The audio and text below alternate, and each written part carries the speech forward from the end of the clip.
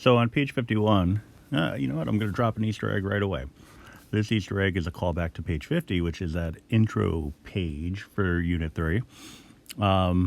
At one point, I referenced the different types of Easter eggs that I would be dropping throughout this unit. And in that little monologue or soliloquy, I don't know. That's another Easter egg. First person to send me a message identifying whether my video related to page 5 would be categorized, 50, sorry, would be categorized as a monologue or a soliloquy. We'll get a bonus point. But yeah, when I was talking about the different types of Easter eggs, I talked about pop culture. And I said I would be up to date with pop culture if. Send me a message telling me what the if was. All right. So anyway, moving on. We have a normal distribution. So normal distribution, as you know, is a bell-shaped curve. So we have this graph, well, it would be a graph. We have this equation, this beautifully disgusting looking equation. I'm going to bring up my graphing calculator. And I'm just going to pop in a couple of values. All right, so I'm going to use a ball pen for those keeping score at home. So I'm going to let mu equal 0, assuming my pen wants to work, and I'm going to let sigma equal 1. All right. I don't need that one. I need that one. So that's a standard normal curve. So actually, let me continue editing here.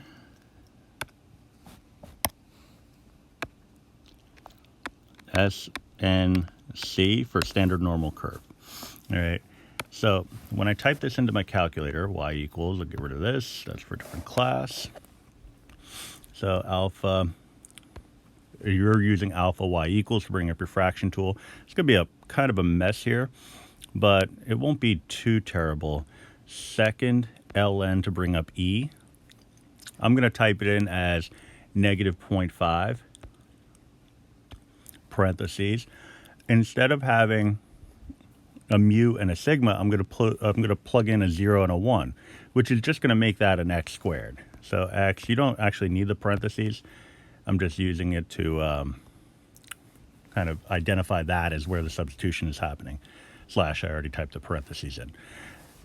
Alpha, so I'm hitting the down arrow, alpha, y equals, to bring up the fraction tool, 1, down arrow, a couple times, square root, 2 pi, so second caret brings up the pi. And so that's what our graph would be, or the equation of the normal distribution, the standard normal curve.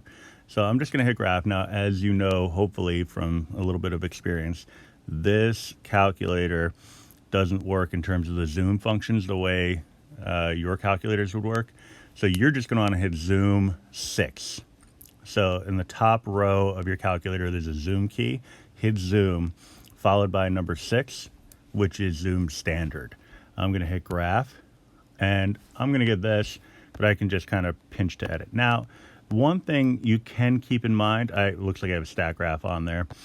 You're really not limited to the TI calculators anymore because honestly, this probably isn't the best way to say this, but like, how would I know the difference? You know, so there are certain things that I need you to do on the calculator in order to get an answer. And when you demonstrate your work, you're going to indicate the calculator steps, but who's to say it has to be a handheld calculator? It could be this calculator. All right, this is, I'll just show you the app real quick. It's just calculator. It's a graphing calculator. It's the X84G calculator is the paid version. X84 is the free version. All right, the paid version, I believe, I mean, if it's more than $5, I'll be surprised. All right, so if you want to have a tablet or phone enabled version of your calculator, then that might not be the worst idea in the world, especially since it would be one less thing to carry around with you. All right, but anyway, as I zoom in, you can see that this is a picture perfect looking version of the standard normal curve. All right. So yeah, my tick marks are labeled 1, 2, and 3. Those indicate 1, 2, and 3 standard deviations away from the mean. All right. So I'm going to be a little sneaky here / awesome, and do a little copy paste job, a little crop in.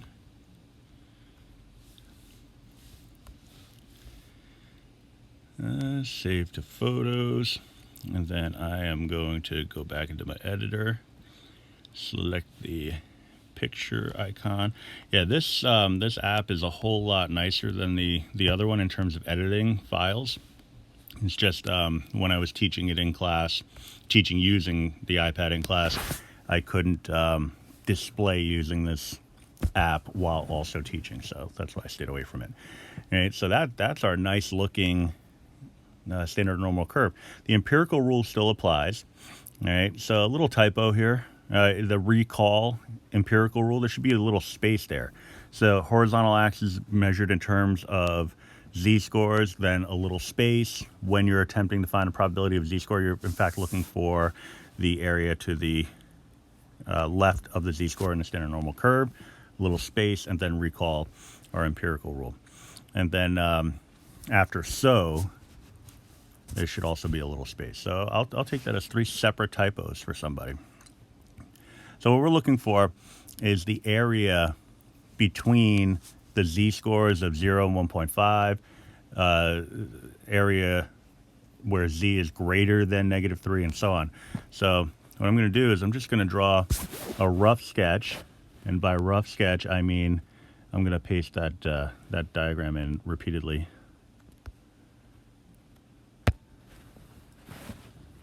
Oh, you know what? I'll take that as a typo too. Why not? And I'm giving typos away today.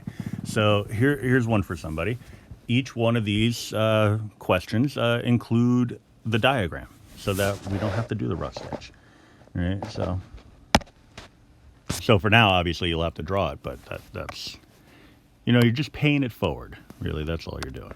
All right, so the z-score of 0 would be right here.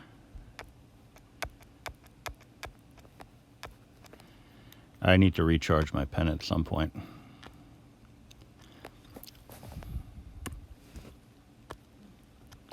And z of 1.5.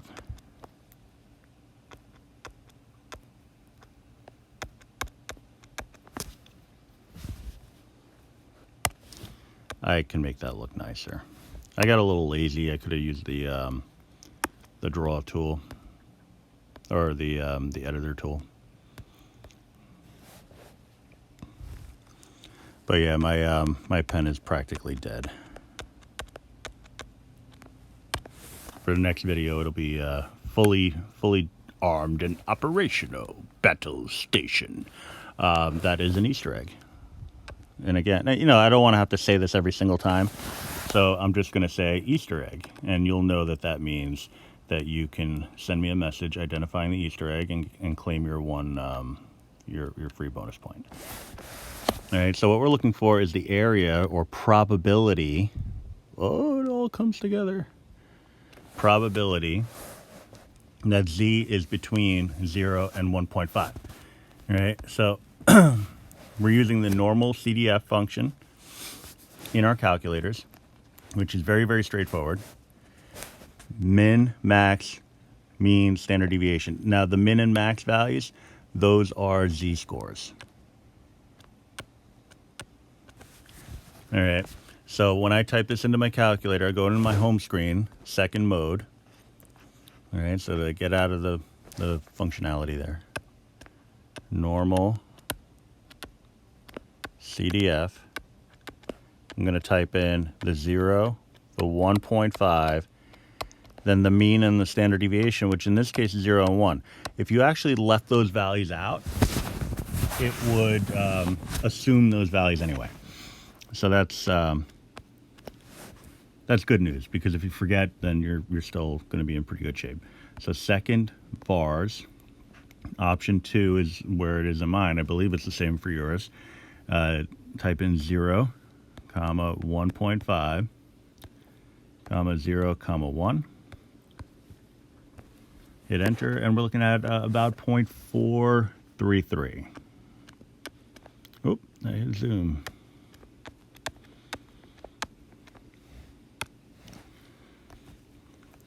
All right. So about 43.3% of the curve, the area under the curve, is accounted for between the z-scores of 0 and 1. All right. When we say greater than -3, it's the same general idea. All right. So I'm going to slide on over here.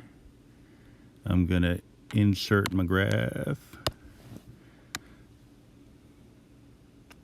How about, I'll just put it off on the side here. I'm going to bring it on in. -3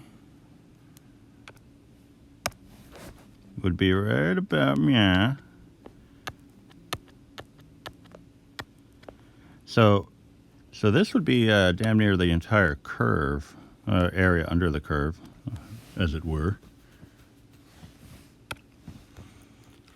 So here I'm looking for normal CDF, -3 to infinity and beyond.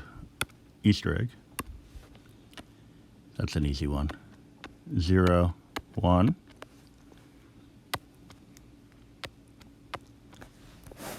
Gonna have a lot of messages to go through tomorrow. So -3, then it's a question of how do I put in infinity? How about 100? Can't put it in infinity, but I'll put in a 100. How did you pick 100? I saw your hand going up. I just picked a big number. Any big number will do. All right. How do you know it's big enough? Well, I don't. That's the thing. So what I'm going to do is I'm going to pick a number that's bigger than that and see if my decimal value changes. So I'm going to go back right before that comma and hit second delete. It allows me to insert. I'm going to insert another 0. So we know 1,000 is bigger than 100. If it gives me a decimal that's different than the one I just came up with, then I haven't gone big enough yet. All right. It's exactly the same. So the decimal that the large value that I selected, or the value I selected to replace infinity, was large enough to get the job done. So then I just want to round this to 3 significant digits, 0.999. And if you really kind of just take a step back and look at what we just did there, we're looking for the area under the curve corresponding to the given situation. Well, mission accomplished, because we shaded damn near the entire graph and we came up with a probability that's damn near the entire area under the curve, or almost 1. All right, so mission accomplished, as I said. All right, area to the left, area to the right, greater than, less than, it all becomes a matter of interpretation. All right, between is the obvious one, I think. So let me get another diagram in here. To the left of 1.28, so something a little less clean. I'm just going to wing it and ballpark that 1.28. Do you have to draw a diagram every single time? Yeah, only if you want full credit. All right, so yeah, just draw the diagram. That being said, a question that you'll be asked on an assessment will say specifically to draw the diagram. The only thing that you'll be on the hook for at that point is knowing what the hell I'm talking about when I say draw a diagram. All right, but that is where good note-taking and studying and all that good stuff come into play. All right, so normal CDF.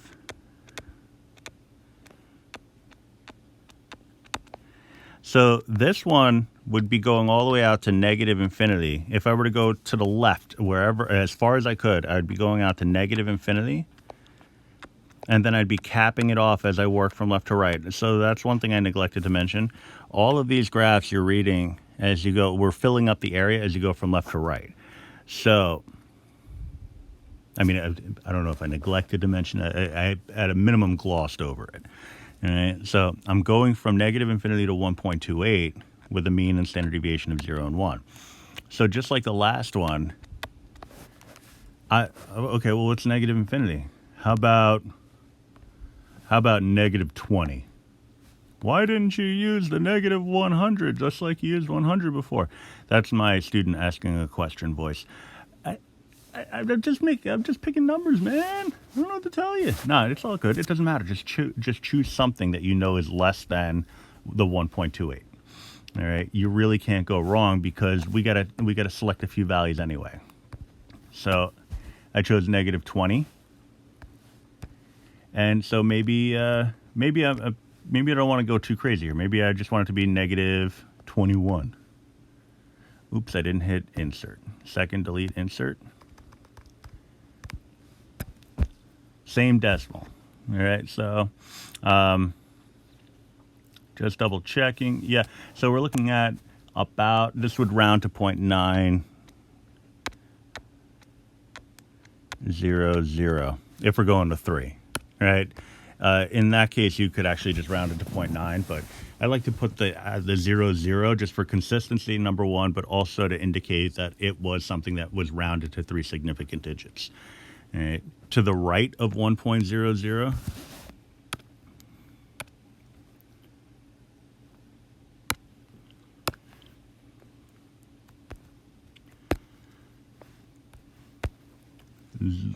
zooming in. I've already used the extreme close-up one, so I didn't want to use it again. I almost said it.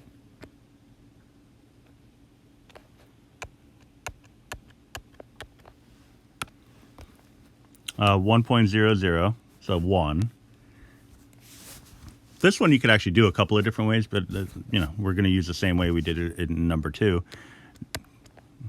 because it is area to the right. Normal CDF 1, comma, infinity, comma, 0, comma, 1. All right. So second vars, option 2, 1, comma, something big like 10. Got a little crazy there. I get about 0.159. So let me go even crazier. 10.5. I could leave it as 105, but I wanted to kind of pay off my tone of voice there. My second insert function wasn't working. 1 to 10.5. Yeah, it's a little bit bigger. Same decimal. All right, so 0.159. The reason why it doesn't really matter what values you choose is because the area contained within the curve is so infinitesimal for extreme values that once you get beyond 3 or 4, it's so minuscule in terms of the accumulated area that there is a change in the decimal value, but it's so far down the line in terms of decimal places that it doesn't really impact the rounded value. It doesn't impact it at all. Right? So I mean, once you could choose for your infinity or your large value, you could choose like 5, 6, those values would all work out. All right. So now, interesting, coming back to this 0.68, 0.95, and 0.997, one standard deviation about the mean, if you really just kind of consider this, it would contain about 68% of the data. But that would leave about 32% on the fringes. What we just figured out is 1/2 of that. All right, the high side. If we chop this value in half because it's symmetrical, we're going to get about 0.16, 0.159, 0.16 are approximately the same. All right, so this is actually, number 4 part of the justification of where that 68% came from to begin with. And it all is rooted in this lovely looking formula right here. All right. I always kind of pride myself on the ability to understand this stuff. I say I'm smart enough to understand this material, but I am respectful of enough of the people who came up with it initially, because I mean, I'm not, I always do that. I'm not coming up with this formula. All right. I can understand it for my many years of experience, but to come up with that, that takes a different level of intelligence. And there it is.